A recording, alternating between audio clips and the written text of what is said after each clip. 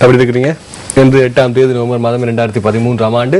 இன்றைய தினம் சக்தி press release நிகழ்ச்சியினூடாக உங்களை சந்திப்பதிலே மகிழ்ச்சி கொள்கிறோம். இன்று வெள்ளிக்கிழமை, எனவே இந்த வாரத்தின் நிறைவு பிரஸ் ரிலீஸ் நாளை மறுதினம் இருக்காது, மீண்டும் அடுத்த திங்கட்கிழமை என்பதனால் இன்றைய செய்திகள் உங்கள் வாழ்க்கைக்கு மிகவும் முக்கியமானதாக இருக்கும். ஏனென்றால் நீங்கள் நமது திரையின் ஒரு மூலையில் சக்தியையும் மற்ற மூலையில் நியூஸ் ஃபர்ஸ்டையும் பார்த்திருப்பீர்கள்.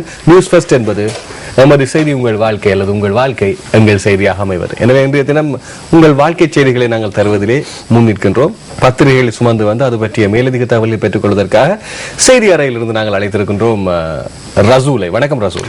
வணக்கம் கஜம்ஹான். எப்படி இருக்கீங்க? சுகமாக இருக்கு. செய்திகள் எப்படி இருக்கு? செய்திகள் பொதுநலவாய மாநாடு தொடர்பாகவே இருக்கின்றன. அதிகமாக சரி, பார்த்து விடுவோம். அந்த அடிப்படையில் முதலிலே இன்று வெளியாக இருக்கக்கூடிய வீரகேசரி பத்திரிகையினுடைய பிரதான தலைப்புச் செய்தியை நாங்கள் பார்க்கலாம் என்று இருக்கின்றோம். அரசியல் தீர்வை காணுமாறு உரிய அழுத்தம் கொடுப்போம், கதிரையை வறுமையாக்குவதை விட இது பயனளிக்கும் என்கிறார் பிரிட்டிஷ் வெளிவிவகார செயலாளர் என்கின்ற செய்தியாக இருக்கின்றது. இப்போது திரையில் முழுமையாக காணக்கூடியதாக இருக்கும் இந்த பிரதான தலைப்பு. அரசியல் தீர்வை காணுமாறு உரிய அழுத்தம் கொடுப்போம், கதிரையை வறுமையாக்குவதை விட இது பயனளிக்கும் என்கிறார் பிரிட்டிஷ் வெளிவிவகார செயலாளர். இது ஒரு செய்தி வீரகேசரி பத்திரிகையில். நாங்கள் தலைப்புச் செய்திகளை அனைத்து பத்திரிகைகளையும் பார்த்துவிட்டு நாங்கள் நிகழ்ச்சி ஆரம்பிக்கலாம் என்று இருக்கும். அது முக்கியத்துவம் இலகுவாக இருக்கும். அடுத்து நாங்கள் தினக்குரல் பத்திரிகை செய்திகளை பார்ப்போம். குடாநாட்டு அகதிகளை வேறு இடங்களில் குடியேற்ற படைத்தரப்பு அவசர முயற்சி, ஏற்க முடியாது, வலிகாமம் வடக்கு மீள் குடியேற்ற குழு தலைவர் என்கின்ற செய்தியாக இன்னும் ஒரு செய்தி இருக்கின்றது. ஏனென்றால் குடாநாட்டு அகதிகள் அல்ல, அவர்கள் காலாகாலமாக அந்த இடத்திலே பாரம்பரியமாக இருப்பவர்கள். அதனால் வலிகாமம் வடக்கு மீள் குடியேற்ற குழு தலைவர் ஏற்க முடியாது என்கின்ற அறைகூவல் ஒன்றை விடுத்திருக்கிறார். இது தினக்குரல் பத்திரிகையினுடைய பிரதான தலைப்புச் செய்தியாக இருக்கின்றன. அதைத் தொடர்ந்து நாங்கள் அடுத்த செய்திக்கு போவோம். அடுத்த செய்தி சுடரொளி பத்திரிகையினுடையது. வருகிறார் மன்மோகன், 13ஆம் திகதி யாழுக்கு பயணம், வடக்கு முதல்வருடனும் சந்திப்பு. இப்படி இருக்கின்றது. கொஞ்சம் பெரிதாக்கி கூறுவோம். வருகிறார் மன்மோகன், 13ஆம் திகதி யாழுக்கும் பயணம், வடக்கு முதல்வருடனும் சந்திப்பு என்கின்ற செய்தி வந்து சுடரொளியிலே பிரசுரமாகி இருக்கிறது. அதைத் தொடர்ந்து அடுத்த செய்தி தினகரன் பத்திரிகையினுடைய பிரதான தலைப்புச் செய்தி. அந்த அடிப்படையில் தினகரன் 2 தலைப்புகள் பிரதானமாக இருக்கின்றன. எது முக்கிய செய்தி என்பதை பார்ப்போம். இங்கே கட்டமிடப்பட்டிருக்கின்றது செய்தி இதுதான். அந்த அடிப்படையில் எந்த ஒரு நாடும் உச்சி மாநாட்டை பகிஷ்கரிப்பது தவறு, இலங்கைக்கு விஜயம் செய்வதன் மூலம் உண்மை நிலையை தெரிந்து கொள்ளலாம். பிரிட்டிஷ் வெளிவிவகார அமைச்சர் வில்லியம் ஹேக் இலங்கை சுதந்திரம் அடைந்ததன் பின்னர் வடபகுதிக்கு விஜயம் செய்யும் முதலாவது பிரதமர் டேவிட் கெமரூன், அதாவது முதலாவது பிரிட்டிஷ் பிரதமர் டேவிட் கெமரூன் என்கிற செய்தியாக இந்த செய்தி வில்லியம் ஹேக்கினுடைய செய்தியாக இருக்கிறது. தினகரன் பத்திரிகையுடைய பிரதான தலைப்புச் செய்தியாக இந்த செய்தி பிரசுரமாக இருக்கிறது. அதைத் தொடர்ந்து நாங்கள் யாழ்ப்பாணத்திலிருந்து வெளிவரக்கூடிய பத்திரிகையை நாங்கள் தருகின்றோம். இலங்கையில், அதாவது கொழும்பிலிருந்து வெளியாகும் செய்தித்தாள்கள் பார்வையிலே வட பத்திரிகைகளை சேர்த்துக்கொள்ளும் ஒரே நிகழ்ச்சியாக சக்தி பிரஸ் இருக்கிறது. ஒருமணி நாங்கள் பேச்சில் மாத்திரமல்ல, அந்த தலைப்பிலும் நீங்கள் பார்க்கக்கூடியதா இருக்கிறது. போகக்கூடாது மன்மோகன், பொங்கி எழுகிறது தமிழகம். இப்படி இருக்கிறது செய்தி. நேற்றைய தினம் வருவார் என்று அவர் கூறியிருக்கின்றார். இங்கே தமிழகம் போகக்கூடாது, பொங்கி எழுகிறது என்கின்ற செய்தியாக ஒரு செய்தியை வெளியிட்டிருக்கின்றது. இதுதான் பிரதான தலைப்புச் செய்தியாக இருக்கின்றது உதயன் பத்திரிகையிலே. அதைத் தொடர்ந்து யாழ் தினக்குரல் பத்திரிகையை பார்ப்போம். அதன் பிரதான தலைப்புச் செய்தி, அகதிகளை அவசரமாக இடமாற்ற முயற்சி, ஆச்சரியக்குறியோடு யாழில் படையினர் தீவிரம் என குற்றச்சாட்டு, ஏற்க முடியாது என்கிறார் வலிகாமம் வடக்கு மீள் குடியேற்ற குழு தலைவர் என்கிற செய்தியாக இருக்கிறது. இந்த செய்தியினுடைய பிரதான தலைப்பிலே எங்கள் செய்தி ஆசிரியர்களுடைய தனித்துவம் விளங்குகிறது. இந்த ஆச்சரியக்குறி அது வந்து ஒரு முற்றுப்புள்ளிக்குரிய அர்த்தத்தை கொடுக்கவில்லை என்பதற்கான விடயமாக இருக்கிறது. அது இடமாற்ற முயற்சி என்ற இடமாற்றம் அல்ல, இடமாற்ற முயற்சி என்கின்றதை கொடுப்பதாக இருக்கின்றது. அது தங்கள் பாதுகாப்பும் கருதி எல்லாவற்றையும் நினைத்து நமது செய்தியாளர்கள் அதனை வரைவிடுவார்கள். இவை தமிழ் பத்திரிகை செய்திகளாக இருக்கின்றன. எடுத்துக்கொள்ளுங்கள், நாங்கள் மீண்டும் இதில் மீளாய்வு செய்வோம். தொடர்ந்து சிங்கள பத்திரிகையுடைய பிரதான தலைப்புச் செய்தி இப்படி இருக்கிறது. அனுராதபுர பஸ் புத்தல காத்தனே மினி மருவாங் எல்லும் கஸ் யவனு ඝාතනයට ලක්වුණුන්ගේ ඥාතිනු විරෝධතාවය என்கின்றது. அதாவது 5 கொலை செய்திருந்தார்கள். அவர்களுடைய உறவினர்கள் எதிர்ப்பில் ஈடுபட்டிருப்பார்கள். அதாவது கொலை செய்தவரை தூக்கிலிடுமாறு உரிய தண்டனை வழங்கப்பட வேண்டும் என்று அவர்கள் வலியுறுத்தியிருக்கின்றார்கள். சரியான தண்டனை வழங்கப்படாததனால் தான் இலங்கையிலே கூடுதலான குற்றச்செயல்கள் இடம்பெறுகின்றன என்று கூறியிருக்கின்றார்கள். அதே நேரம்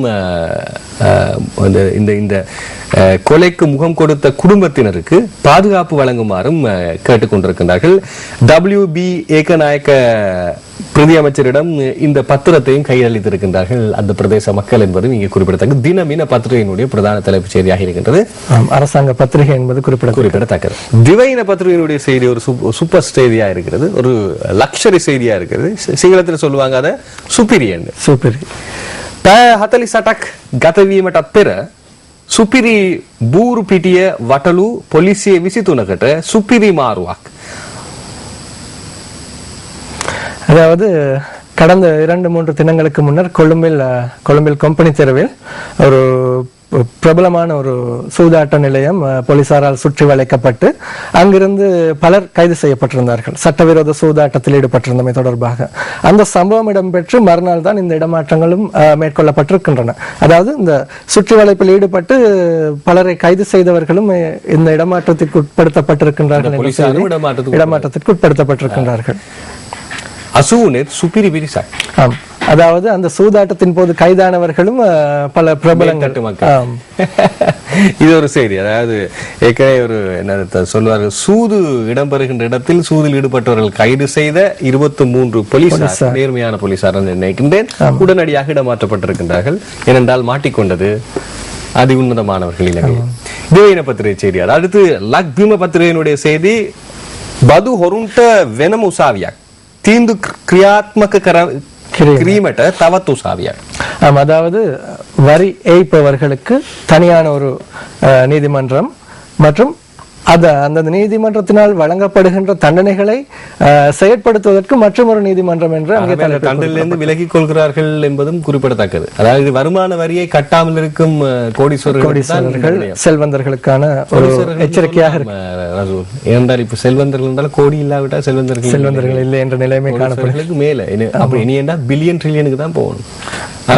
அவர்களை குற்ற செயல் அவர்களை கண்டுபிடித்து அவர்களுக்கு தண்டனை வழங்குவதை நிரல்படுத்துவதற்கும் இன்னொரு நீதிமன்றம், அதாவது தண்டனை விதிப்பதற்கும் தண்டனை செயற்படுத்துவதற்கும் வெவ்வேறாக நீதிமன்றங்கள் அமைக்கப்பட வேண்டும். ஆகவே தப்பிச் செல்வதற்கு வாய்ப்பு இருக்கிறது. மறைமுகமா நீதிமன்றமே ஒத்துக் கொள்கிறதா? இலங்கையில் நீதி சுதந்திரம் தொடர்பாக பல்வேறு கருத்துகள் முன்வைக்கப்பட்டு வருகின்றன. சரி, நம்மளோட கேட்ட கேள்வி அது. லங்கா தீப பத்திரிகையினுடைய பிரதான தலைப்பு செய்தி, கொழும்பு அபராத விமர்சன அங்ஷய ஹதர அத்தே யவாய். இது என்ன? இது அதாவது கொழும்பு குற்ற விசாரணை பிரிவு நாலா பக்கமும் அனுப்புகின்றது என்ற தலைப்பு காணப்படுகின்றது. அங்கே தலைப்புக்குரிய செய்தி, அதாவது விசித்துந்த நாட்டம் மாறு விசித்துந்த நாட்டம் அதே செய்தி நான் முன்னர் பார்த்த செய்தி. அதனை தலைப்பு கொஞ்சம் வித்தியாசமாக கொடுத்தாரு. வளமையாக என்ன சொல்லுவாருங்க, தேடுதல் நடவடிக்கையாக நாலாபுரமும் போலீசார் தீவிர வேட்டையில் ஈடுபட்டிருக்கான்னு கேள்விப்பட்டிருக்காங்க. இங்கே இடமாற்றத்துக்காக நாலாபுரம் அனுப்புகிறார்கள் என்ற செய்தியாக இருக்கின்றது லங்கா தீப பத்தினுடைய செய்தி. அதுவும் உடன் அமலாகும் வகையில் இந்த இடமாற்றங்கள் வழங்கப்பட்டிருக்கு. தர்ம தேசம் நாங்கள். அடுத்து மௌபிம பத்திரிகையினுடைய செய்தி, பிரபாகரன்கே லேக்கம் மகாதிகர்ணேட்ட ஏய், அதாவது விடுதலை புலிகள் இயக்க தலைவர் வேலுப்பிள்ளை பிரபாகரனின் செயலாளர் நீதிமன்றம் வந்திருப்பதாக அந்த செய்தி குறிப்பிடுகின்றாரா? அது தொடர்பான தகவல்கள் நேற்றைய தினம் எமக்கு அறிய கிடைக்கவில்லை. ஆயினும் இந்த செய்திகளின் சரியான விடயங்கள் 2ஆம் பக்கத்தில் காணப்படுகின்றன. அடுத்து ரிவிர பத்திரிகையினுடைய செய்தி, කැනඩාව ජර්මනිය ජපානය සහ යුරෝපා සංගමයේ තානාපති නියෝජිතයෙක්ද සමග රටට එරෙහි NGO ஹொரஸ் சமூக ரැස්වේ. அதாவது நாட்டிற்கு எதிராக இந்த குறிப்பிட்ட நாடுகள் கனடா, ஜெர்மனி, ஜப்பான் மற்றும் ஐரோப்பிய ஒன்றிய தூதரக பிரதிநிதிகள் நாட்டிற்கு எதிரான அரசு சார்பற்ற அதாவது NGO-க்கள் ஒரு திருட்டு சந்திப்பிற்காக கூடியுள்ளார்கள். நிறுவனங்கள் இலங்கைக்கு எதிராக ஒரு புதிய திட்டங்களை வகுப்பதற்காக திட்டங்களை வகுத்துக் கொண்டிருக்கிறார்கள். நிமல்கா பெனாந்து இவர் யாரு? இவர் ஒரு சமூக சேவையாளரும் அவ்வப்போது நாட்டில் உரிமைகள் தொடர்பாகவும் குரல் கொடுத்து வருகின்ற ஒருவர். இதுல வந்து கனடாவை, ஜெர்மனிய இரண்டும் ஐரோப்பிய சங்கமம், 3 ஐரோப்பிய யூனியன், கனடா, ஜெர்மனி, இந்த மூன்றும் தெரியும் ஏற்கனவே தொடர்ச்சியாக இலங்கைக்கு எதிரான குற்றச்சாட்டுகளுக்கு முகம் கொடுக்கக்கூடிய நாடுகள். ஜப்பான் இங்கே புதிதாக வந்திருக்கிறது. ஜப்பான் வந்து இலங்கையுடன் நீண்ட கால நட்புறவு காணப்படுகிறது. இலங்கைக்கு பல்வேறு வகைகளில் உதவியும் புரிந்து வருகின்ற ஒரு நாடு. ஜப்பான் பொதுவாக இது போன்ற சர்ச்சைகளுக்குரிய விடயங்களில் ஈடுபடும் ஒரு நாடு அல்ல. ஆனால் இந்த விடயத்தில் நான் அறிந்தவரை இந்த விடயம் ஒரு புதிதாகவே காணப்படுகின்றது. ஜப்பான் இதில் தலையிடுகின்றது என்று. இது ரிவிர பத்திரிகை செய்தி. அடுத்த செய்தி அது பத்திரிகையினுடைய செய்தி. ராஜ்ய நாயக்கன் கமன் கர்ண மார்கவல உத்கோஷண பே, அதாவது இது அரச தலைவர்கள் பயணிக்கின்ற பாதைகளில் எதிர்பார்ப்பாட்டங்களோ வேறு நடவடிக்கைகளோ எதிரான நடவடிக்கைகளோ முடியாதுன்னு இந்த செய்தி குறிப்பிடுகின்றது. இது அது பத்திரிகையினுடைய செய்தியாக இருக்கின்றன. இவை இன்றைய தினம் சிங்கள பத்திரிகைகள் சுமந்து வந்த பிரதான தலைப்புச் செய்திகள். நிறைவாக தலைப்புச் செய்திகளிலே ஆங்கில பத்திரிகைகள் என்ன கூறுகின்றன என்று பார்ப்போம். டெய்லி மிரர் பத்திரிகையுடைய செய்தி, new court to try tax defaulters, recovery of tax arrears, it is our duty to avoid outdated legal practice என்கின்ற செய்தியாக ஒரு செய்தி பிரசுரமாக இருக்கின்றது.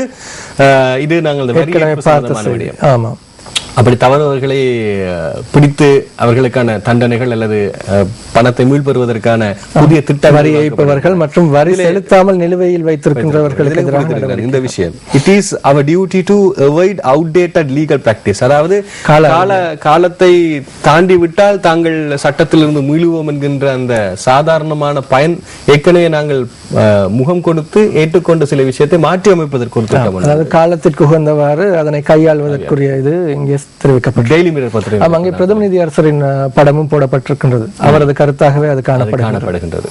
அடுத்த செய்தி டெய்லி நியூஸ் பத்திரிகையினுடைய செய்தி. In letter to media, hack not wake, right to attend CHOGM, Commonwealth meetings not about one country, happy with post 2009 developments in Sri Lanka என்கின்ற செய்தியாக இருக்கின்றது. பிரிட்டிஷ் பிரதமர் ஜேம்ஸ் கேமரூன் மிக கடுமையான கண்டன குரல் ஒன்றினை ஒலிக்க விடுவார் என்கின்ற செய்தி ஒன்று வருகின்றது பொதுநலவாய மாநாட்டில், அரசு தலைவர் மாநாட்டில். ஆனால் இங்கே வெளிவிவகார அமைச்சர், வெளிவிவகார செயலாளர் இப்படி கூறுகின்றார், 2009ஆம் ஆண்டுக்கு பின்னர், அதாவது யுத்தத்திற்கு பின்னரான இலங்கையின் அபிவிருத்திகள் குறித்து மகிழ்ச்சி அடைவதாக தெரிவித்தார். இலங்கை கிடைத்த ஒரு வெற்றி என்று கூட சொல்லலாம்.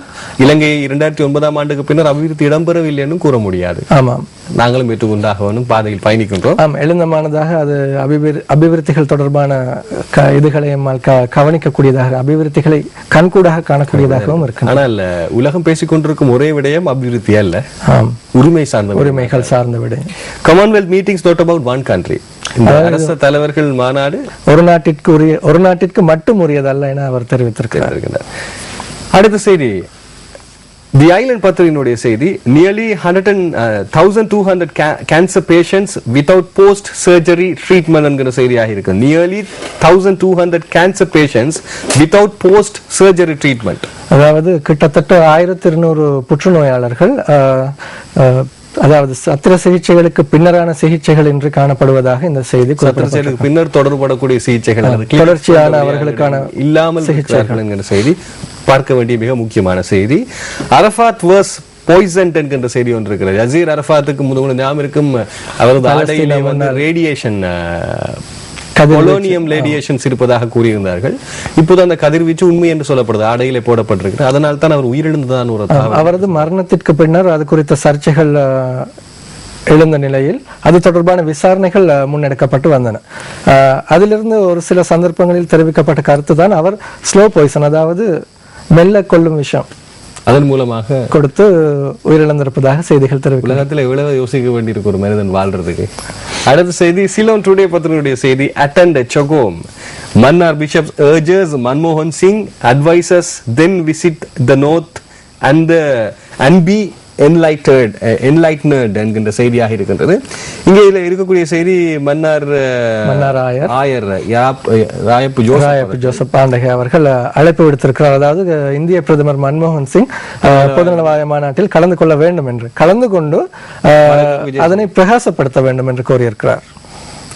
வெளிப்படுத்த வேண்டும், அதனை வடக்கு விஜயம் செய்ய வேண்டும்.